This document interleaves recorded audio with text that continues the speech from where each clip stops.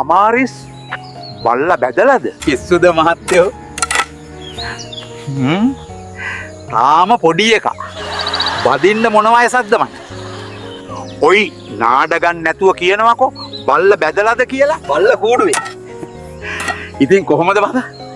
හාමු මහත්තයා කාලෙකින් මේ පැත්තේ. ඒක නෙමෙයි අමාරිස්. ඔයාලගේ අර මාතර ලොකු මාම කෝදැන්. මිනිහා මලා නෙවෙයි. මොන වෙලාද මලේකා? ලෙඩ වෙලාද? නෑ. කාල වැඩි වෙලාද? මිනිහා තේ එකක් හදාගෙන පුටු උඩ වාඩි වෙලා තියෙනවා. හાર્ට් ඇටැක් එකක් හැදුණා. නෑ.